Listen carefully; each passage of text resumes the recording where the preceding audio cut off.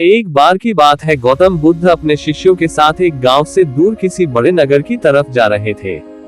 गर्मी के दिन थे और रास्ता भी बहुत लंबा था। गौतम बुद्ध अपने शिष्यों सहित बहुत देर से चल रहे थे, जिस वजह से उन्हें बहुत प्यास लगती है।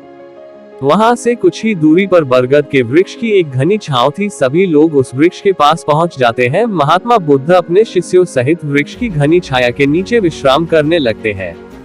बहुत देर से चलने की वजह से सभी का गला प्यास से सूख रहा था। यह बात बुद्ध जानते थे। बुद्ध ने अपने एक शिष्य को कहा, आप इस बरगद की छाया से 20 कदम दूर जाकर बरगद की 2 बार परिक्रमा करके वापस आओ। शिष्य वैसा ही करता है जैसा बुद्ध ने बताया। परिक्रमा के बाद जब शिष्य महात्मा बुद्ध के पास आया तो बुद्ध बोले कि क्या आपको किसी ठंडी हवा का अनुभव हुआ? शिष्य बोला, हाँ महात्मा बुद्ध, उस उत्तर दिशा की तरफ से मुझे कुछ ठंडी हवा अनुभव हुई थी। शिष्य की यह बात सुन महात्मा बुद्ध शिष्य से तुरंत बोले कि उसी दिशा में चले जाओ, जरूर वहां से कुछ ही दूर पर एक तालाब अवश्य मिलेगा। उस तालाब से सबके लिए पानी ले आओ। शिष्य उसी दिशा में जब कुछ दूर जाता है तो वहां सच में एक तालाब होता है। तालाब देख शिष्य बहुत प्रसन्न होता है और तालाब के निकट जाकर जैसे ही तालाब से पानी भरने वाला होता है, तभी शिष्य की नजर वहां दूर तालाब में कपड़े धो रही कुछ स्त्रियों पर जाती है। यह देख शिष्य मन में सोचते हैं कि यह पानी तो गंदा हो गया है, लेकिन जब शिष्य ध्यान से तालाब के पानी को देखते हैं कि अभी भी तालाब का कुछ पानी साफ है, इतने में 2 बैलगाड़ी जोर से तालाब के किनारे से होती हुई निकल जाती है। बैलगाड़ी के पहिए तालाब की मिट्टी के ऊपर इतनी जोर से निकलते हैं कि तालाब के नीचे बैठी बहुत सारी मिट्टी तालाब के ऊपर आ जाती है, जिस वजह से तालाब का बचा हुआ पानी भी गंदा हो जाता है। यह देख शिष्य बिना पानी लिए क्रोध में महात्मा बुद्ध के पास वापस चला जाता है। शिष्य बड़े ही निराशा भाव से महात्मा बुद्ध को सब बात बताता है। शिष्य की बातें सुन सभी शिष्य बोलते हैं कि हमें तुरंत यहाँ से निकलना चाहिए, किसी दूसरी जगह पानी की खोज करनी चाहिए, वरना प्यास के मारे जान निकल जाएगी। इधर महात्मा बुद्ध सभी को शांत होने के लिए कहते हैं और बोलते हैं कि धीरज रखो, कुछ देर यही बैठो, उचित समय आने तक संयम बनाए रखो। सभी महात्मा बुद्ध की बात सुनकर शांत हो जाते हैं और वही बैठ जाते हैं। कुछ समय बीत जाने के बाद महात्मा बुद्ध फिर से अपने शिष्य को उसी तालाब से पानी लाने के लिए कहते हैं। शिष्य बिना कोई सवाल किए उसी तालाब से पानी लेने के लिए फिर से चला जाता है।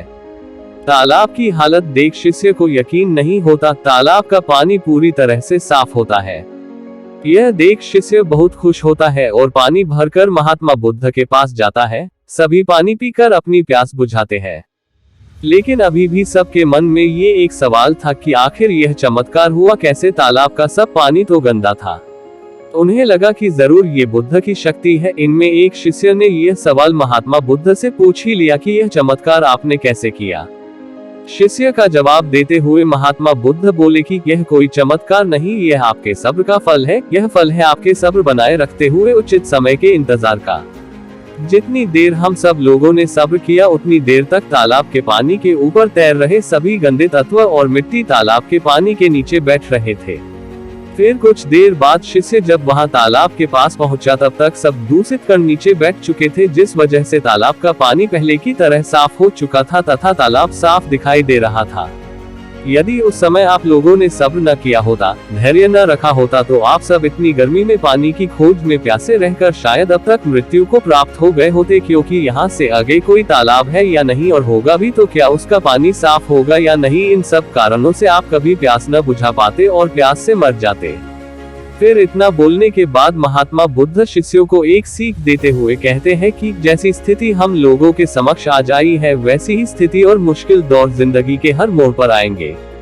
तब उस समय भी आपको ऐसे ही संयम बनाए रखना होगा और अपने विवेक से काम लेते हुए ही आपको एक उचित फैसले के साथ सही नतीजे पर पहुंचना होगा। हर मुश्किल दौर में सब्र रखते हुए ऐसे ही शांत मन से ही कोई फैसला लेना चाहिए, जिससे आपके और दूसरों के लिए अच्छा हो, क्योंकि ऐसी स्थितियों में लोग अक्सर गुस्से में आकर अपना सब्र खो देते हैं और गुस्से तथा जल्दबाजी में गलत काम और फैसला कर बैठते हैं, जिसका बुरा परिणाम उनको भविष्य में देखने को मिलता है, जिसमें खुद का नुकसान अधिक होता है।